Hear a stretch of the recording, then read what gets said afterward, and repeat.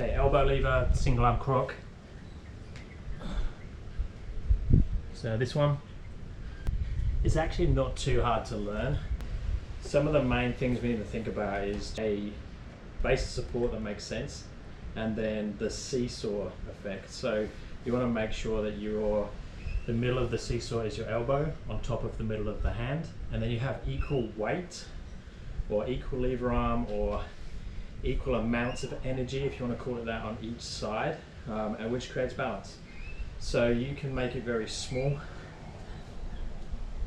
so like this type of thing. You can make it very long, but the main things that physics still apply. So the amount of weight on one side needs to be the same as the amount of weight or energy on the other side. Now I say energy and weight because I could have a position that's like this.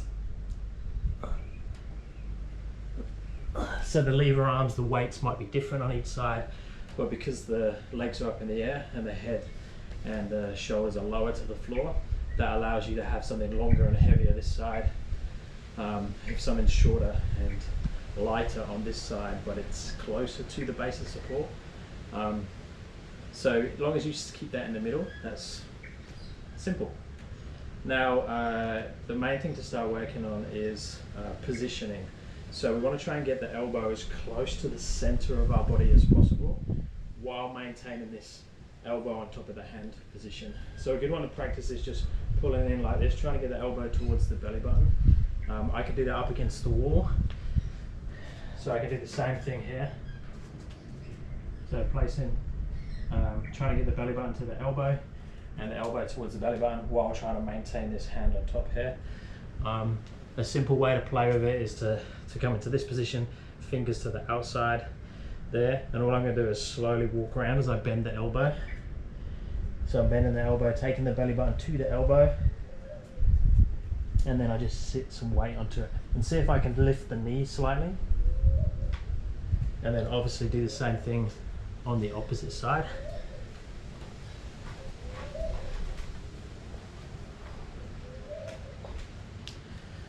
So there, and I'd literally just practice that. You want to be able to do that and lift the legs off the floor. So once you've got that and you can hold with your legs off the floor, you're obviously still going to have some weight in the other hand.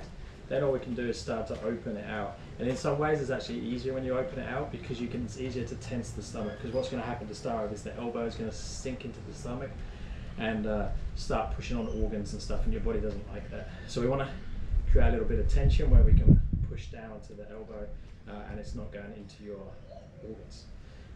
Okay, so same setup, fingers to the side.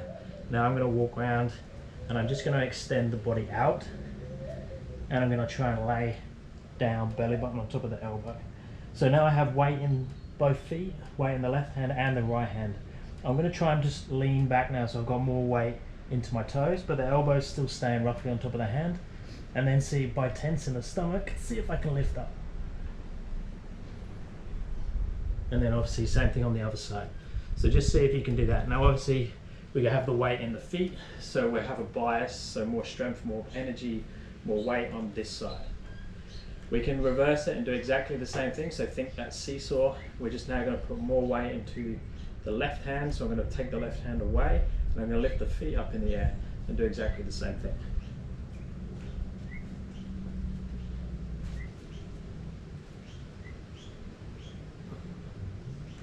I can even do, like break dancers will do this one. Place the head on the floor. You can even lift this head up. But the same rules apply. I'm still keeping the elbow on top of the hand and I'm just seesawing the body. And you can even do that. You can seesaw between the two. Head, hands, head, feet. Just change the support.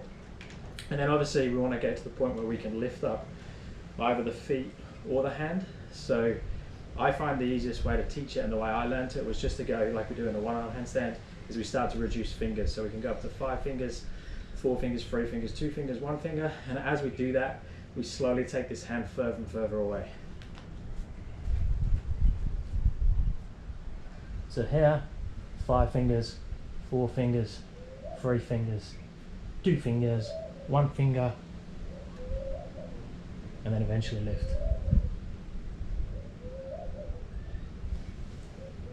And it's quite simple, it's just time and attention. So I would just be going for sets of 10-second holds, 5 fingers, 4 fingers, 3 fingers. If you're falling out of position, video yourself, make sure that elbow is on top of the hand.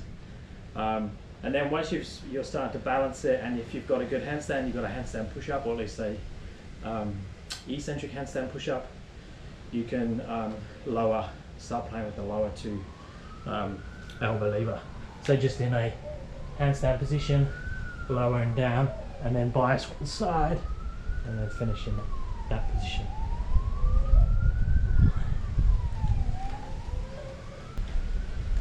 And the other option obviously is the one I've been working on, is the lower 2 croc. So once you've got a one-arm handstand, is learning to lower. I can only do it on my right side, lower down and catch in that croc position. I've only just started to get that. Hope this has been useful. Ask any questions, comments, stick them below. Subscribe, thumbs up. See you next time. If you want any different tutorials, let me know below.